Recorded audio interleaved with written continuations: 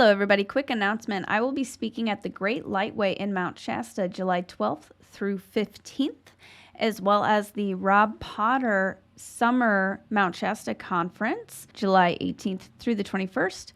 And you can get tickets or check out more information on these events in the video description. And if you get a ticket for the Rob Potter Conference, be sure to use code LILY for a discount. Tonight we welcome Reuben Langdon, who was a Hollywood stuntman and actor. He has worked on a ton of really big projects and video games, including the movie Avatar and Pirates of the Caribbean. He is also well known for being the host of Interview with Extra-Dimensionals, which some of their seasons are featured on Gaia. So I'm super excited to talk to Ruben today. We'll be talking about Lemuria, crystal skulls, Ce5, making contact with higher dimensional beings, and channeling. Hello, everybody, and welcome back to another episode of Starseed Chats. Tonight, my special guest is Reuben Langdon. And Ruben has a very interesting kind of unique background. He's done some work in Hollywood. He also is really into Ce5 and also has a show on Gaia Network. So we're going to be diving into some very interesting topics, and I'm super excited to have you here, Ruben. Thanks so much for coming on. Thanks for having me. And you also have, I guess we can go ahead and do this in the beginning. So you also have an event coming up, the Lemurian Life Expo. Yes. Yep, coming up in Mount Shasta on, what are the dates again? June 20th through the 24th. Okay, perfect. And do you want to? Yeah, it's kind of like two conferences in one, so to say. So the first 2 days, 2.5 days, are going to be in the theater at the College of Siskiyous in Weed, which is the next town over from Shasta, but still Mount Shasta. You can still see it, and then we break down, and then the next 2 days are workshops. So all the presenters and a couple extra people are going to be coming in to hold more private, intimate workshops with a limited seating, and so should Awesome. be a lot of fun. It's gonna Shasta. Have you been to Shasta before? The energies there are off the chart. Yep. I went last year. Last year was my first year. And then this year I'll be speaking at 2 conferences later in July. But last year I was very impressed. And as soon as I got there, I was just like swarmed by all sorts of amazing energies, like fairies, inner earth beings, Saint Germain, like they were very giddy and excited. And so that was fun. And the veil's very thin. I had some very interesting experiences there, but yeah, it's a very beautiful place. Magical place. And you've done filming there as well? Do you do your night filming? Time lapse and stuff? I was doing, so that's how my journey really started. And I was doing that a lot, and I focused on that the most. But then as I've kind of evolved over the last couple of years, I like to be more present, I guess. And I haven't been bringing my camera gear with me. Oh, interesting. I was actually told yesterday in a channeling session that if I wanted to have more out of this world experiences, I should leave the cameras at home. Yeah. The cameras they were saying the cameras kind of keep me locked into this reality to a certain extent. So, because I'm always bringing my cameras everywhere and taking time lapses and just whatever I can get. Even during the Ce5s, I set up time lapses and do all kinds of things. So it was just interesting. So yeah, I can relate. Yeah, I think that's a synchronicity. Totally. Yeah, I definitely agree. I was bringing, I had my cameras attached, at the hip, and that was my main focus, was documenting footage, but also sometimes you can't see these manifestations with your own eyes, and because we have a limited visible, we can't see that many rays of light. It's very limited on the whole spectrum of light. So the camera can pick it up. Not always, but it can pick up a lot of things that we can't see. So I would, use my camera to kind of like see them and experiment and see how they can, manifest and all that. But as I got more into like meditation and kind of switched gears a little bit, I don't go out with my gear as much. Yeah, so I think that's kind of a good practice, because then sometimes you can get stuck on, or at least for me, get stuck on like needing to capture the footage instead of like being more Right. like present and immersive in the moment. So there can be Totally. kind of like a fine line. I'm excited. I'm gonna this trip actually to Shasta, and after the expo, I'm gonna put the cameras down and try to go connect into nature Mhm. and see what happens. Yeah. And yeah, you do a lot of filming, and we'll get into that in just a second. But I wanted to ask you first. So, what inspired this Lemurian Life Expo for you? Yeah. So, well, for my show, season 3, I started venturing into Shasta. So, And the name of the show is yeah, Interview with Ed, Extra Dimensionals, okay. Yep. and I've had 3 seasons now. Gaia picked up only half of season 3, so I Mhm. still have another 16 episodes available on Vimeo on demand. Mm. And actually, I just sent them an email this morning. I'm like, hey, I got these other episodes, guys. Do you want them? So we'll see what happens there. But Mhm. um, so the the show had been going on. I started in 2014, so it's been 10 years now since I started the show, Wow. and it was just kind of a pet project in the beginning, Mhm. in between other gigs, and I put them out on Vimeo on demand, and then Gaia picked up the show, and that's when things really sort of took off as far as getting it out to the masses. Mhm. Um, and I'd been mostly focused. I was traveling to Japan, Sedona, but I'd never made it up to Shasta. And finally, in season 3, I had enough people saying, "You got to go to Shasta, interview this channel and that channel." And there's a number of channelers in the Shasta area, so Mhm. finally made it up there. And yeah, it blew my mind how prestige the land is, and the energy there, as you were saying when uh, Mhm. earlier, that there's a special energy there. So Mhm. I started diving into that storyline of Lemuria, Mhm. Telos, the inner earth beings, and that started coming out through these interviews and connecting with Adama, who is sort of the head priest of that inner city Mhm. in Telos, in a different dimension, right? So through the Mhm. channeling technology, able to connect and have conversations. So as I explored that idea of Lemuria, Mhm. it really started resonating and thinking, oh, okay, well, because I love looking into the future and seeing how different ideas and concepts that we get from different ET races and different things, how do we get there? How do we get to this place, this Mhm. society where civilization is more harmonized, more coherent with our each other, Mhm. and where we can sort of live in peace. Yeah. And then I come to realize, well, we actually already had this Mhm. civilization on the planet. There was already a time prior to Atlantis where things were quite harmonious and more in that feminine energy Mhm. that has been lacking in our current time period.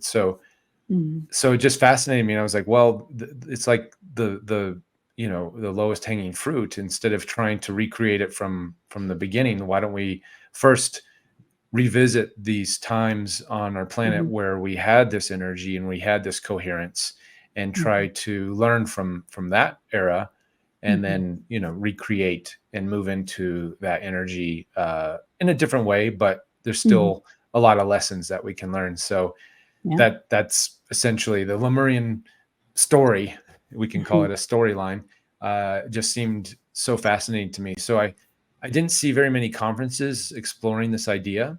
Mhm. In the bigger conferences, UFO worlds, you have different speakers that may speak on that specifically, but Mhm. to have a whole conference devoted to that energy was Mhm. sort of the inspiration behind it. So having interviewed so many channelers that brought that story up or mentioned Mhm. it, I thought, well, hey, let's get the whole gang together in Mount Mhm. Shasta and Yeah. uh, and explore the idea, and maybe have some workshops where we can connect to that idea, and see what happens. Yeah. And a lot of people are feeling drawn to Mount Shasta at the exact same time suddenly. Hmm. I feel like there's just a huge wave. Like you've got your event in June, I've got my events in July, and just so many people are being called to it. And I really feel like a huge shift. We're going to be making huge shifts and waves this summer Yeah. in Mount Shasta. Yeah, that energy is powerful and potent. Mhm. And the more we do these pilgrimages to Shasta, we can soak up the energy and then bring it back, to Mhm. wherever we're at. I'm currently in Southern California, in Big Bear. Mhm. Where are you located? St. Louis, Missouri, Midwest. Oh, okay. Yeah, Midwest. So yeah, Yeah. we could definitely sprinkle a little of that Shasta fairy dust in and around St. Yeah. Louis and Midwest area. They could use it over there, I'm sure. Yeah. Yeah, yeah, definitely. And we've got we've got some pretty incredible sites in my area too. In Illinois, there's a place called Little Egypt where I think like ancient Egyptian artifacts have been found Wow. in near St. Louis and kind of on the border of St. Louis, Missouri and Illinois. You have Kokia Mounds, which is the largest and most ancient Native American city in the whole continent. And you Oh, never hear wow. about it. No, Yeah. I never heard about that. I know about Chaco Yeah. Canyon being, Mm. I thought that was kind of that space, but it sounds like there's more to explore. Wow. Yeah, there's more. So maybe you wanna look into that. Yeah. The Journey to Truth guys that I was telling you about, they have a documentary on it. They did a very, very good documentary on it. I'll send you a link to it after this. They have it on their Rumble channel. Oh, cool. Yeah, please send that Yeah. over. Yeah, yeah. And have you been over to Serpent Mound? How far is that from you? No, I haven't. I would like to go at Okay. some point, though. Okay. Yeah, that's Ohio, I believe. So Yep. I know it's that area. I'm not, Mhm. I used to live in Atlanta, Georgia, so I'm familiar with the South, but Mhm. once you start getting north of Tennessee, I'm kind of, it You're like, becomes a blur to me. I don't know. I don't know where or that is. or west of Alabama, I'm kind of like, I don't know where that middle section of America. I'm like, what's my geography again? Need to go back to Right. school for that. Yeah, but what's really cool and what I've been called to, doing just automatically, and then I kinda discovered more about why I was doing it, traveling to these different sites and why I am where I am to help spread Hmm. light in this area, but also doing grid work on all of, these different locations and kinda reconnecting, activating these ley lines, and these sacred sites are, they're like portals, they're all connected. Yeah. So, and I hear that Mount Shasta, and I got downloads about this last year. Mount Shasta is connected to I don't know if it's Thunder Mountain in Sedona. Um, Yep. yeah, which is Yeah. also cool. It's great that you, so in my show too, I explored that. One of my guests was living at the bottom of Thunder Mountain in Sedona and Bridget? traveling to, not Bridget, Okay. Lyrica, Gail and Lyrica. Okay, I don't know who that is. Lyrica is nonverbal autistic, Oh. and her mom, in a sense, channels her. Oh. Um, and she was traveling pretty regularly to Shasta through the Thunder Mountain portal, and then Wow. connecting in with the inner Earth beings there, and sort of Wow. reporting back some of her adventures. So I got, that was just a little blurb in our interview Yeah. with her. But has Bridget? Do you know Bridget? Yeah, I met her. Oh, I cool. had dinner with her last whenever I went to Sonona for the fall equinox. Oh, great. Okay, yeah, she's been on my show. Yeah, yeah, yeah, she's cool. I like her. Yeah, I got super chills whenever you were talking about that. And my friend Katie, who came to the CE5 that I met you at, Oh, yeah, yeah. she actually said that episode that you just mentioned with the nonverbal Hmm. woman was very, very heartwarming and touching, and it's her favorite episode of your show. Oh, great. Awesome. Yeah, Yeah. that journey was a long one. I was, for 10 years, I was sort of following the Gail and Lyrica, and there's other nonverbals that have, that their parents learned those modalities to help Wow. channel those messages. And I was like, how do you tell this story? It's so vast, and Mhm. and I was filming them before I even started my show. So Mhm. that once I started my show, I was like, how do I integrate this? And actually, Bridget was a part of that. Wow. Early on in 2015, through Bridget and the hybrid children work that she was doing, had Mhm. synchronistically connected with the same group of nonverbals that I was interviewing and connecting with. So we had a little mini connection interview. Actually, it had never been released. I'll see. I'll have to look into Yeah. releasing that sometime. Yeah, that's But yeah, awesome. it's all connected. Yeah, it is. So I wanted to ask just real quickly on that topic. So with the nonverbal, Mhm. I, I get the feeling and kind of know, they signed a contract to come in and have that experience. But what kind of like what is the I don't know if what the right word is, like benefit or advantage, or what kind of work are they doing in that state? I'm sure they're super busy and they're bringing in a lot of light, but kind of what have you found about that with like Starseed or light worker children or people who who may have disabilities? Yeah. Well, and again, this is not all nonverbals, but Right. there's a collective consciousness, a collective group, the Nonverbal Autistic Collective, Mhm. and then I'm sure that branches off into the other autistic spectrums Mhm. of different people.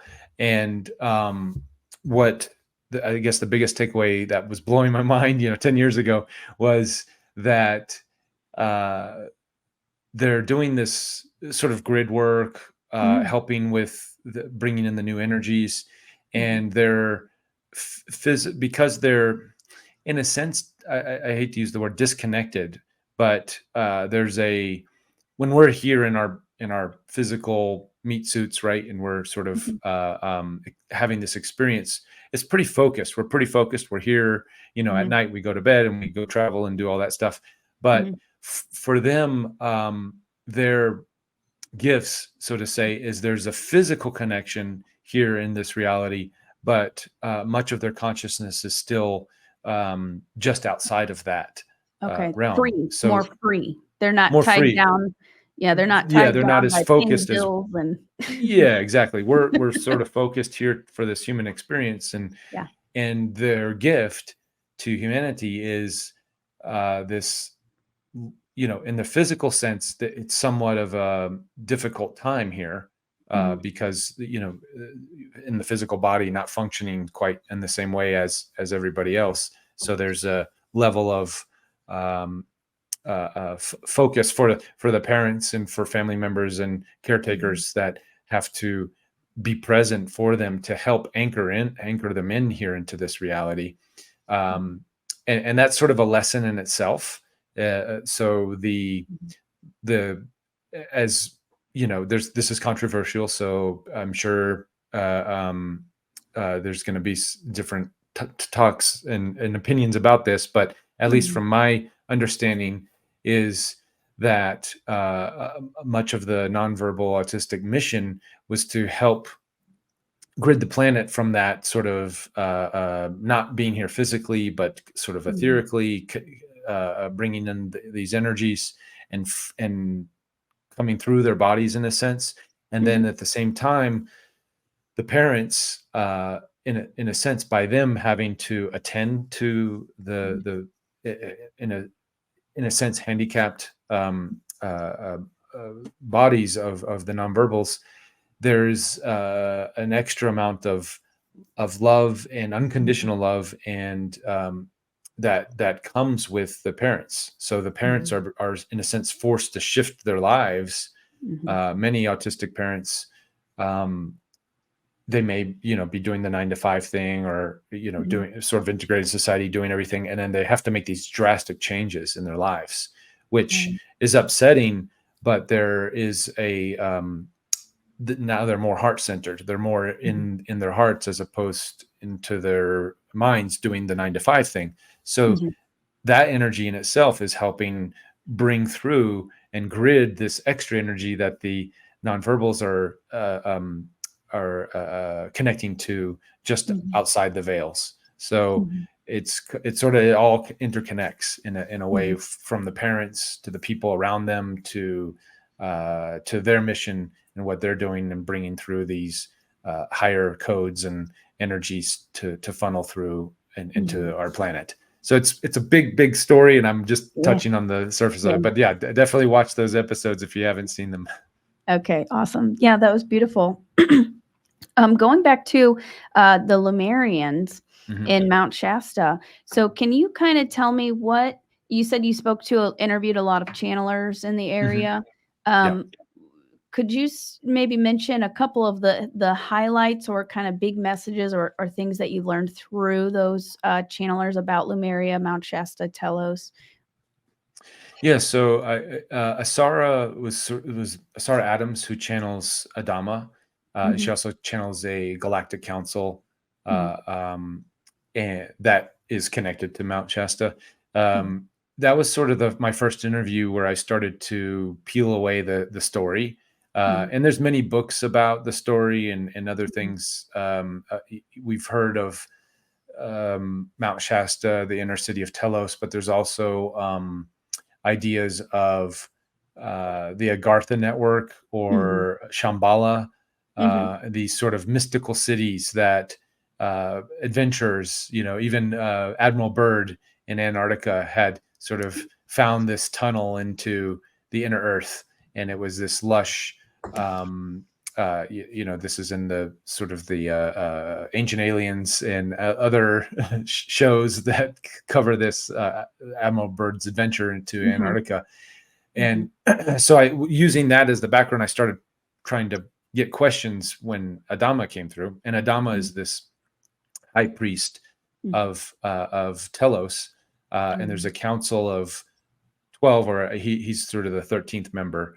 Mhm, And my understanding is there's 6 female and 6 male members, and they have this city that has been existing for eons. And what mhm, happened was when the fall, when Lemuria, Atlantis, and I think Lemuria sort of went first, and cataclysm started coming in, many of the Lemurians uh, took refuge into the lava tubes in the caves around the Mount Shasta area, mhm, and in other areas around the globe, but this is specifically focused on mhm, Mount Shasta. So they went into the mountain, and while they were sort of waiting out the storms and the cataclysms, they continued their evolution and their spiritual growth and mhm, connecting with crystal technologies, which I think they already had in Lemuria, but they were advancing that. mhm, And so what happened on the surface is, we hear the stories of the fall, these mhm, cyclical precession of the equinox. If you watch Graham Hancock and Ancient Apocalypse, he talks about mhm, the great deluge that came very quickly, mhm, and then so on the surface, the energies sort of fell down in density, mhm, where this particular group in Telos, they didn't fall. They continued their spiritual evolution. So their density, instead of falling, actually rose. mm, So then that's when there was this decoupling of our realities, mm, even though we sort of originated from the same sort of density or energy.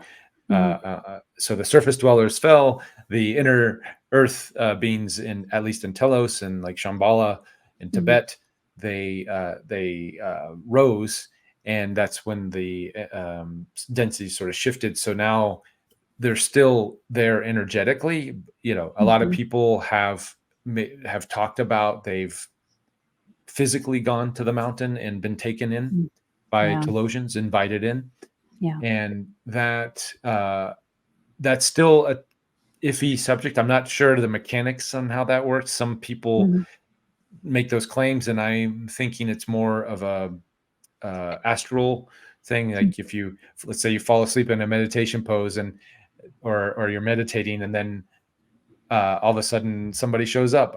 Was that a dream? Was that real? Is it, mhm, both? Did your physical body go, or was it just your astral body? There's a lot of mhm, different theories I have about that, but in a sense, though, there's this higher vibratorial energy city mhm. that exists, and people are connecting with that energy all the time. Yeah, it's pretty incredible. I have a few. I work with the inner Earth beings a lot. Mhm. Do you think you have a connection with them? Yeah, I'm sure. I as much of this, doing the exploration I do with the TV show and talking to channelers and I do Mhm, my own sort of meditation and breath work and whatnot. But I really haven't had, other than a couple of contact experiences here and there, mhm, I haven't had like this profound, like you were mentioning how you were seeing the beans during our CE5.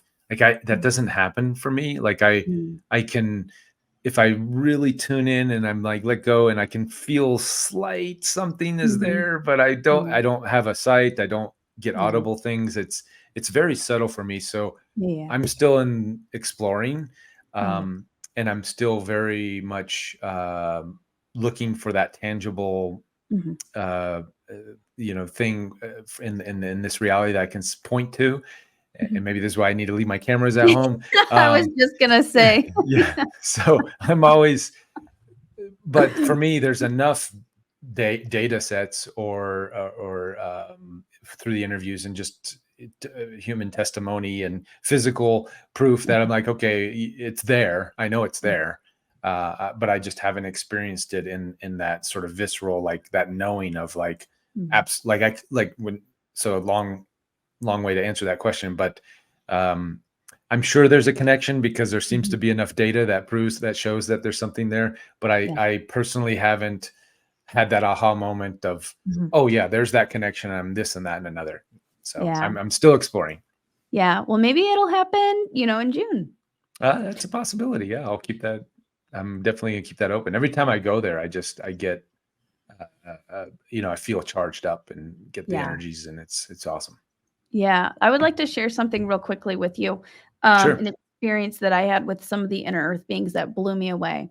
So there's a Okay. specific inner earth being. I call her Kay. She has a longer name, but I call her Kay for short.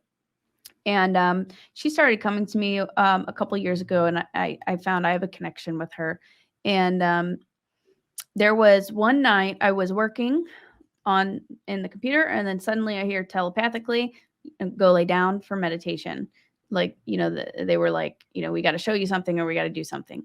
So I'm like, "Okay." So I get up and I go lay down on my bed and I start meditating, and then suddenly I very, very strongly like sense and like feel um, beings, multiple beings standing in my room, and I can kind of see them. They're not like physically manifested, but I can kind of see them. And then they start there were two inner earth beings on each side of me, and they start doing energy work on me, and literally, and I'm looking, I can't see, but I can feel them moving their hands over my arm like Mm-hmm. that. Like, I literally could feel it, and I could feel them, doing it to my face too. It was really trippy.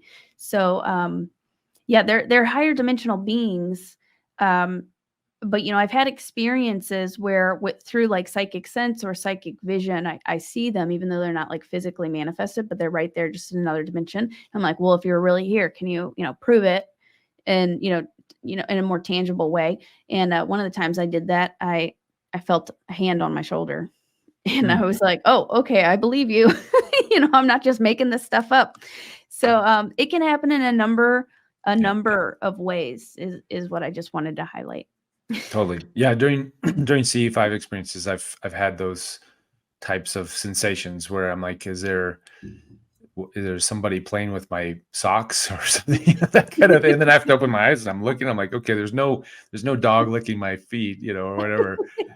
What's going on here? Okay, go back into it. And then yeah, yeah, there's and then afterwards you hear descriptions of other people seeing beings, Mhm, as you had said as well, mhm. where they're like, yeah, I saw beings at your feet, and Wow. there was something going on there, and I'm like, oh, okay, that's I didn't tell them I was having Interesting. sensations in my feet, so okay, yeah, we have, and Wow. those are the types of data sets and confirmations that whether you're viscerally getting these things or not, I just had, Mhm, just through the groups and the collectives, you just eventually just kind of have to give in and say, okay, there's something going on here. You have to you have to give credit where credit's due. Yeah. Yeah, definitely. Those confirmations are super important. Yeah, Definitely. totally. Sometimes I'm like, am I going crazy? No. Probably are. We probably all are, but that's the fun, right? That's the fun of this. A lot of people ask me, why do you believe all this stuff? And I'm like, life is way more interesting, and I'm not causing harm to anybody. I'm not, in a sense, I'm even if it is all sort of, so to say, made up, and I'm completely delusional and just a nutcase.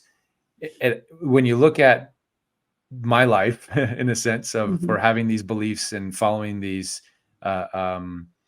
mysteries and these unknowns, it's just way more exciting, and I'm having a good time, and I'm not hurting anybody, and it's just like choose that as opposed to what's the alternative. And then I'm asking those people who have a hard time believing these things, and then they're just like, okay, well, whatever. And I'm like, see, you're grumpy, you're mad, you're angry. You don't, why not? This is so much more fun. Let's go this direction. Let's explore these ancient Lemurian ideas and concepts. And it just feels good. And and then you can emote those positive energies to people around you.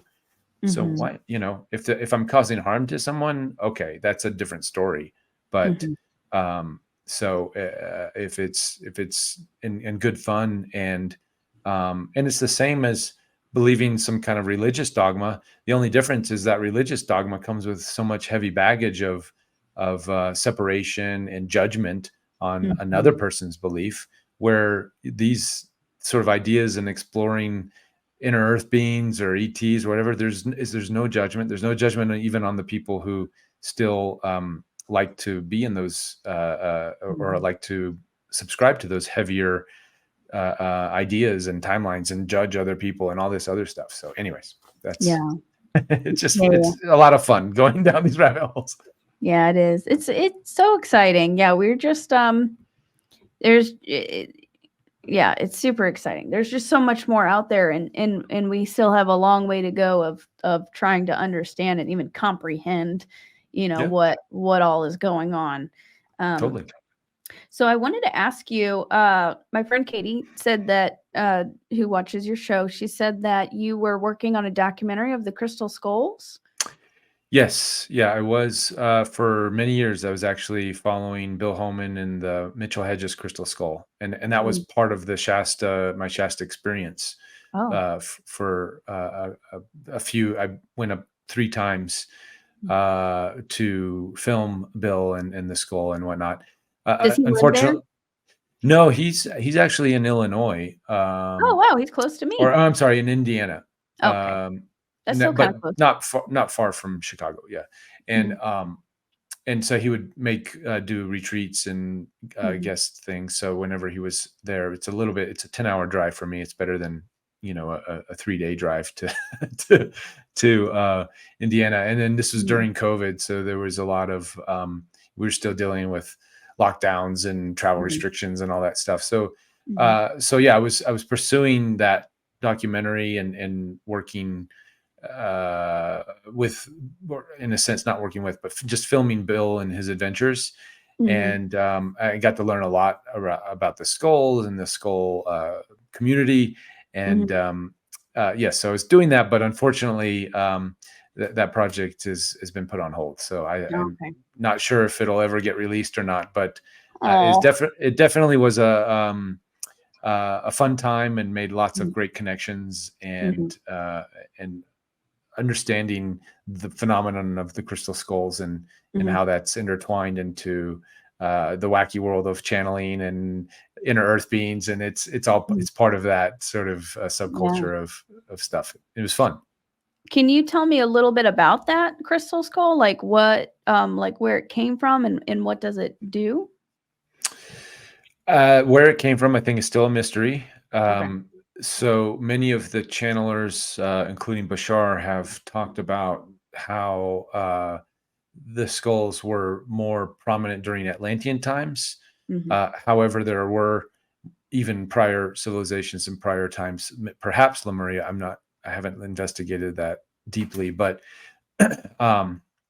they were, in a sense, grown or created um, Mhm. to be focal points for the energies, sort of like time capsules in a sense. So Interesting. they contain a lot of the ancient mysteries and information that Mhm.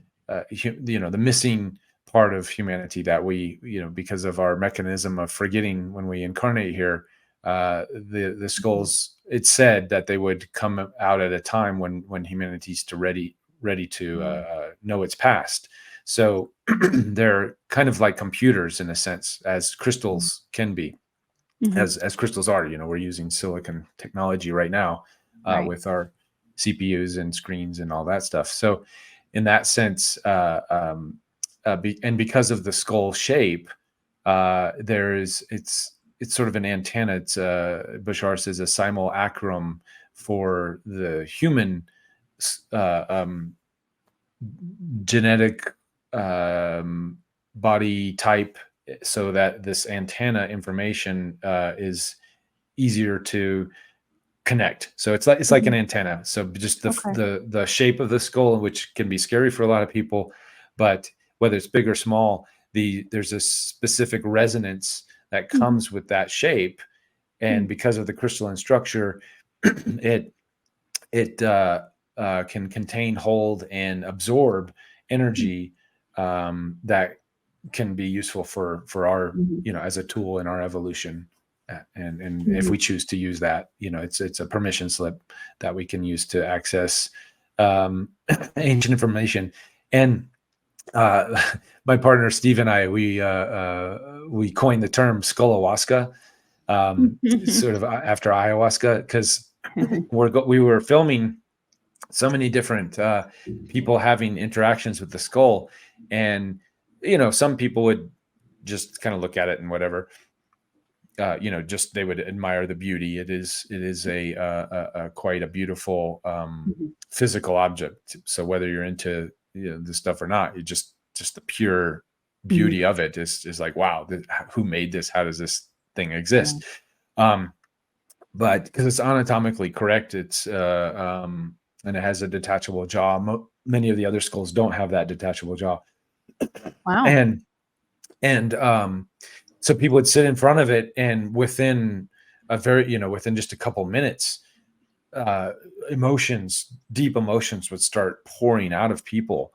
And Mhm. sometimes, I don't know if you've been in an ayahuasca ceremony or not, that Not sometimes yet. that, well, sometimes people, through the medicine, and it's encouraged, depending on the shamans you're working with, it's encouraged to feel emotions. And that's why it's Mm. such a powerful healing modality. Is a lot of stored traumas and things can come to the surface, so we can sort of process that. And that's part of the ayahuasca medicine, it is a gift to humanity. But the skull would do very similar things Wow. instantaneously. People would just break down. Some people would start going crazy and flopping around. Mm. And we'd be like Wow. filming, and we're like, whoa, how's this one gonna go? So just deep emotions, tears. And Wow. the other beautiful thing was children. Mm. So to see children interact with it was really special, because there's an innocence to the children. They haven't been programmed to believe one way or another, so Mhm. what they're experiencing is pure. Mhm. And that was just, something to it. Now myself, sort of my partner and I, we kind of intentionally tried. We never sort of sat with Bill and had a skull session, Mhm. so I never felt anything from the skull. Um, Mhm. uh, I never tried to feel anything from the skull, so I never like sat down and like tried to meditate, tune in. Mhm. We intentionally, we wanted to remain sort of objective, and sort of, you Yeah. know, kind of as filmmakers, like, okay, what's going on here? Let's tell it from Mhm. what's everybody else feeling here and going on. And Yeah. so So I don't know. I would imagine from all the filming, there's definitely something going on with the skull and people interacting, and people would have visions and talk about being having seen different lives in Atlantis, Oh, wow. and describe very viscerally some of their experiences. So Wow. so there's something to it. Again, it's like for me, it's like Telos. It's like all of these things. There's a lot of people are having these experiences. They're describing them. I'm documenting. I, for me personally, haven't had that yet. It's I think it's coming. I think it's coming though. yeah, it is. That's amazing.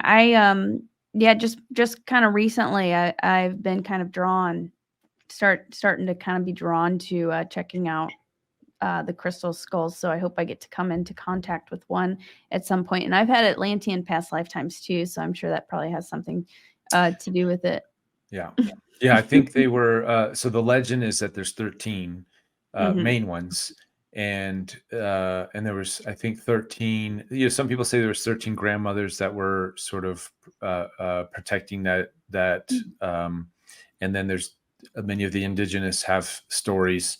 That particular one, the Mitchell Hedges, was found in a Mayan temple in Belize in the 1920s. Wow. And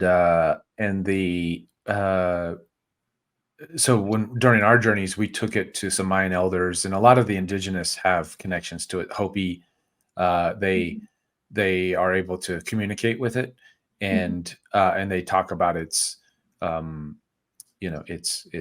role here on Earth at this time to come out and to sort of share these ancient, not the ancient knowledge. Wow. That's amazing. And is there something, so since there's 13 of them, would like bringing them together, do you think, do something, or maybe they're on these maybe certain grid points on the Earth, or what are your thoughts on that? Yeah, that's the idea too, is that at the right, sort of the legend is at the right time, these skulls would be found, and then they would come together, and then the secrets of the universe would be unlocked, so to say. Yay! Right.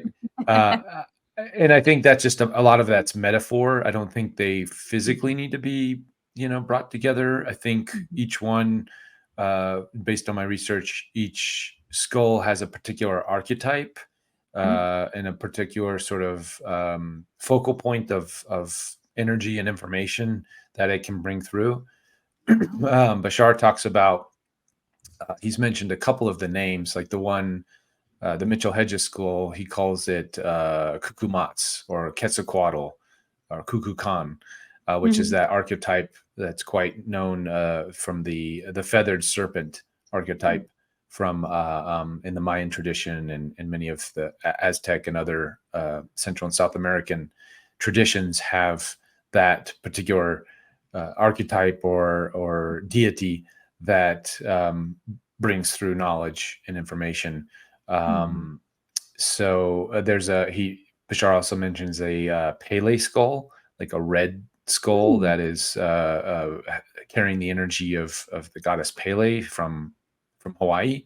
And then there's this is all Bashar's sort of lore and information. So that I'm regurgitating now when it comes to these different archetypal skulls. He talks about a sequoia skull in the Midwest or northwest or northeastern part of the United States that's very connected to nature, and has is being guarded by some indigenous elders. So some have been found, some haven't. Some have been found and are still in hiding. There's rumors of an Egyptian skull that was found but hasn't come out to the public yet. So yeah, it's going down that rabbit hole was fun. It's a fun rabbit hole to go down. There's a lot of information out there, and a lot yet to be discovered. So we'll see where it all leads. Yeah. Yeah, I'd be interested to see what more comes from that over the coming years. Yeah. as humanity becomes more ready. Yeah, exactly.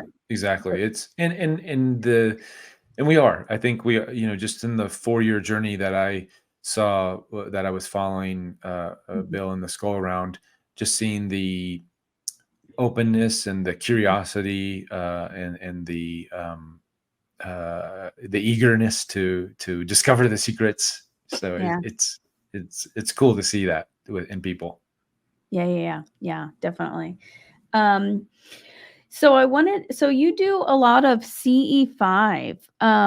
Would you want to kind of share a little bit about how you kind of got started into that and maybe kind of like your protocols for it? Yeah, I started actually in 2010. I went to Wow. a Stephen Greer event in Rio Rico, Arizona. Uh, I Mhm. had I had seen my first UFO consciously. Seen my first UFO in 2007, and that Mhm. started me on the rabbit hole of investigating, these wacky worlds and trying to Mhm. understand what's going on here. And And, just real mhm. quick, were you, if I remember from the Jeff Mara, podcast, were you working on Avatar, the movie Avatar at that time? Yeah, yeah, I was That's the main stunt double for Jake Sully. So when wow. you see his avatar falling and trying to ride a horse and falling off the horse and getting on his banshee and doing all that and becoming Terramaktu, right? That so all of those physical feats were me. So Wow. and I also played Navi, and that was another 4-year journey filming that. It was Wow. sort of off and on, not, but there were periods where it was like 9 months straight every day. But then there was okay, Yeah, then we take a break. yeah. The crew went to New Zealand for the live action portion, and I ended up staying stateside. So there were breaks, but that Mhm. journey was sort of my awakening journey of learning Yeah. about the wacky woo of reality, Mhm. and so I had my sighting, and then just followed that stream and was following Dr. Greer and his work from the Disclosure Project, and then saw he was doing events in CE5s and joined in 2010, joined the Rio Rico event in Arizona. And Mhm. that night had, many sighting, many things showing up in the sky. And then at that time, I was still kind of on the fence. I'm like, is this real? What's going on here? This is just a bunch of crackpots.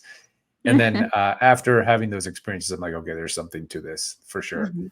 Um, Fast forward, then I started my show. I produced the Citizen Hearing and Disclosure in 2013, which was a 5-day mock congressional hearing, and Oh. that's all on YouTube. It's 32 hours of testimony to 6 former members of Congress, and to date, I still say it's the ABCs of UFOlogy. If you want to know the nuts and bolts of of of UFOs, and if you are on the fence that you Mhm. don't think that they're real, watch the 32 hours, and then your mind will be changed. Yeah. So, um, so I was going through all that, and then eventually, and then I was sort of doing my own version of CE5s. I was Mhm. friends and I get together, and I had the night vision goggles, and Mhm. let's see and do it, put the Greer meditation on and see what we can connect to. And Mhm. sometimes something would show up, most of the time not. It was kind of hit and Mhm. miss.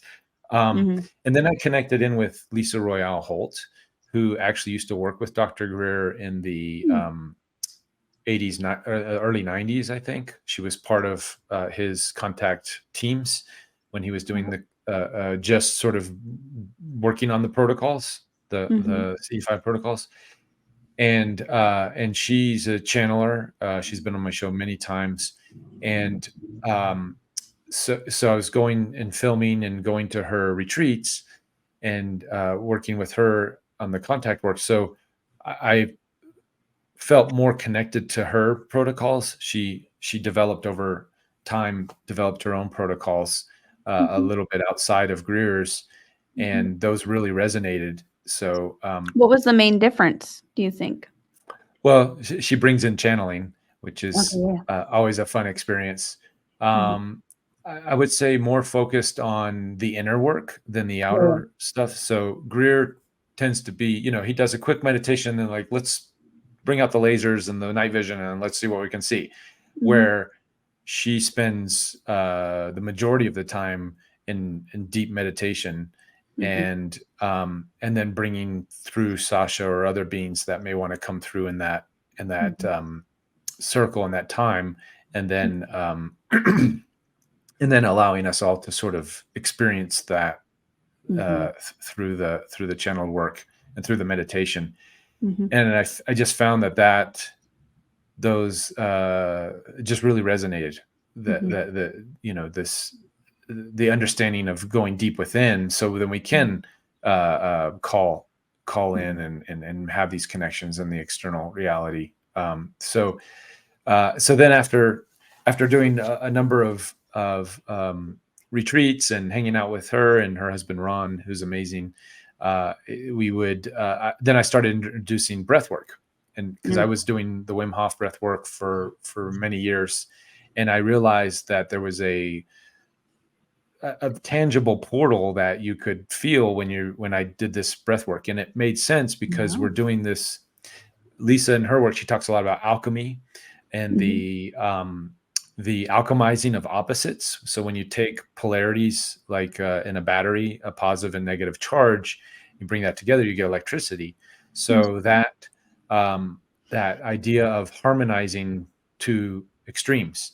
And I realized when I was doing the breath work, I'm these deep breaths in and then the exhales, and doing this extreme breath work in a sense, and being relaxed and staying in this relaxed meditative state Mhm. is in a sense harmonizing polarities, Mhm. creating a tangible portal. Yeah. uh, and I would, as I was doing the breath work, going to different places in around my neighborhood here in Big Bear on the mountains, I would then go to the spot, and as I'm walking up to the spot, I would feel a tangible sort of energy shift. And I Wow. realized I think just by doing the breath work over and over in the same place, perhaps I'm opening some sort of portal. Wow. So, so then I started introducing the breath work into the CE5s to sort of open the portal, Mhm. so to say, because Yeah. that's in a sense that we're already doing that with our intentions in the circle. Mhm. So I was like, well, let's give it a little extra oof, and bring in the breath work, Yeah. and that's been I guess that's been my addition. And then I don't personally channel uh, in a public setting. Sometimes I'll slip into a channeling state if I'm doing my breath work, Yeah. but don't feel confident in that sense yet. So Mhm. so bringing in guys like Rob Mhm. or other that C5 that you were there, that was sort of our Mhm. first experiment with Rob channeling in that sense. Yeah. Um, That was uh, interesting. yeah, so just bringing that combination of breath work, channeling, Mhm. intention, meditation, and then we can pull out the lasers and the goggles, Mhm. and after all that's done, but really focusing on that Mhm. container and Right. creating a safe and coherent, harmonized container. Right. Yeah, I like that. Yeah, it's good to not focus so much on the external and Yeah, in the physical. Um, I agree. Going within, you can have some really really incredible experiences, and we're all connected through consciousness, so you can connect with these beings no matter how far away they are, what dimension they are in, if you yeah. get in a receptive state. And that internal connection, when we can make that stronger connection, I have seen a correlation where the lights tend to be a little brighter and come out a Yeah. little bit more, and Yeah. so it's like anchoring in. We kind of have to anchor in inside in Mhm. order to have that external visual and visceral Mhm. experience. Yeah, that's very, very true, and a good way to put it. Going with Yeah, focusing on going within, and then that will happen. I've had Yeah. experiences where I was reaching out telepathically to connect and work with some various star beings that I work with, and then like kind of nothing. I remember like nothing would happen, and I'm like, what's going on? Cause I get spoiled sometimes because it can happen pretty quickly. Hmm. And then I kept trying. I wasn't getting anything. So I was like, whatever. And then I started doing a meditation and focusing inward. I think it was like a chakra meditation or whatever I was doing. And then as soon as I, was really anchored in it and focusing inward, then they appeared and they're like, see, don't always be like, looking, trying to grab outside of yourself, go within. And we're right here. Yeah, that's been Lisa's sort of the number one takeaway from Lisa's messaging, Hmm. and it's been, in my experience, that's been very key and Yeah. valid. A lot of people are, they're seeking, and which is fun. They're curious, Yeah. but sometimes that seeking energy, unless it's, if it's playful and that kind of thing, is Yeah. nice. But sometimes it can be a little too serious, Mm. and and then um, and then I think it's that expectation Hmm. of, you're kind of setting yourself up to fail in a way by having a lot of expectation on, Yeah. okay, we're going to do this thing and we're going to see these things and it's the thing, and then that's when nothing Yeah. shows up. It's like when Yeah. you're not paying attention, or when you're having just fun, or like, okay, Mhm. whatever, and yeah, Yeah, that's when it can be things. very delicate, the kind of Yes. the energy that you, you don't want to try too hard or make it too serious because Yeah. then that like, it doesn't happen. It's like manifestation, law of attraction too, Yeah. your frequency. But being in how I very much was in the first, like, 6 months or so, I was very, very curious and, like, excited. I was like a kid in a candy store, and that worked really, really well for me. Yes. Um, but yeah, but then I also fell into traps of, kind of like expecting it, or needing it, or Yeah. wanting it too bad, or trying too hard. And I learned my lesson from that. And if you don't focus on it too hard, and you kind of like kick back, relax, that it makes all the difference too. Definitely. Yeah, and that was what I was finding for me. The CE5s were, when I stopped focusing on, okay, are we going to see something tonight, and just focused on the Hmm. community aspects. Okay, we're Yeah. going to come together and have a good time with friends and be out in nature and Hmm. just experience each other in nature. Like Hmm. when I focused there, that's when Hmm. I would actually have more Yeah. lights show up, so to Yeah. say. Yeah, it's wonderful. Awesome. Well, so we're getting to the end of the hour, and I know you wanted to, before we forget, wanted to offer some free live stream passes for your Lemurian Life Expo event coming up in Mount Shasta. Do you want to kind of share, I guess, a little bit about that, how that works, and then we have a question that we planned for those who can win these free passes, and the question is, what's the other name for Lemuria? So you can put the answer to that in the comments of this video. And oh, how would we do it So then? Maybe put, since you said a couple, so maybe the first person that can get that's in the comment section that gets that right, will put your email in there too, and yeah. Okay. we'll get that we'll communicate and get that to you, and then let's come up with the second question since you said a couple, we'll do two giveaways. So the second question, so whoever did that one first, will put your email in there, and the first one that comes up in the comments, we'll get that to you. Second question is, do you have a question? That you can throw out there? Let me think about this for a second. Yeah. Uh, okay. What and is an avatar trivia. What Jake Sully, when he after he goes, he has to reach this position within the tribe to win over everybody's trust, Mm, that he's like the one, like Neo, the one. What mm, is the Navi term for that role? What did he have to become? mm. Okay, good to question. he had to ride the big dragon at the end, and there was a sort of an initiation that he had to do to get to that, and the Okay. people had to believe that he was this beep.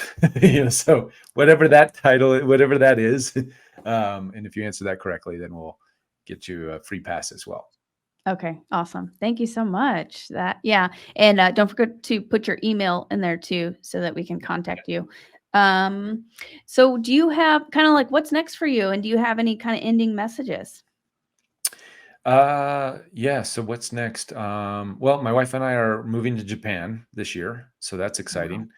I nice. used to live there. I lived there before. My wife's Japanese, Mhm. but it's been many years. So kind of going back to home in a sense. Wow. Um, Did you meet and her there?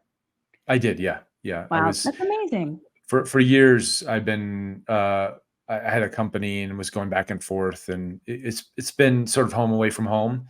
Mhm. But I lived there full time. I moved there when I was 19 and lived there for 5 years, and then came back to the States and going back and forth for various projects and work and whatnot. But haven't lived there in many years, so it's exciting Mhm. to go back and to live there full time. And who knows, we're looking at branching out the Lemurian Life Expo brand, Mm. perhaps out to Japan, the Wow. Mount Fuji area. It's quite the Lemurian um, story is quite prominent in those parts, as it Wow. is in Hawaii and Bali Mhm. and Indonesia. Sort of that Ring of Fire Mhm. area. There's a lot of talk about the that civilization. Mm. Um, That's beautiful. so hopefully we'll be exploring some more events in Mhm. different parts of the world, and that once I get boots on the ground there. Mhm. So look forward to sharing that with the world, and inviting everyone to come, because Japan's Mhm. awesome and Yeah. the yen is cheap right now. So it's a if you haven't been, it's a good place to come visit. Mhm. And Mount Fuji and the energy around there, it's like Mount Shasta. It's quite spiritual and prestige, and just a lot of beauty and nature to connect to. Wow. So other than so that's the big thing on my mind after the expo here. Yeah. It's But who exciting. knows? Yeah. Mhm. So after that, I don't know. I do have a membership Mhm. interview. It's actually, I call it Interview with Ed 2.0. Mhm. So even though the series sort of stopped after season 3, for now, I may pick it back up. But we're doing weekly live channelings every Mhm. week. I have guests who have been on the show and new guests, and you're going to be one of my guests coming up soon. We talked about that. So come join the membership, and there's a lot of other things. I do a weekly news broadcast. We have different classes on channeling and dream Ooh, work, and there's just a lot of fun things to do in the membership portal, in the Interview with Ed membership portal. nice. Yeah, that sounds exciting. So then I'll put all of your, your links, your website, and everything where everybody can find you, and the information for the Lemurian Life Expo if anybody would like to attend that in Mount Shasta in June. And then don't forget to put your answers in to try and win the free passes. And yeah, I guess that's about it. Thank you so much, Ruben, for coming on. It was so nice speaking with you. Yeah, thanks. I appreciate it. Yeah, thanks for having me on, and looking forward to having you on my show very soon. Yeah, yeah. It's so nice connecting. So nice connecting. Well, thank Absolutely. you, everybody. Don't forget to like this video and leave a comment and check out Ruben's links below. And I will see you later, Star Brothers and Sisters. Bye. Thanks for tuning in. Check out my new Patreon channel to help support me as a creator and also get access to a ton of bonus content, monthly meetings, bi-weekly meetings, meditations, and activations. There's a link to check it out in the video description.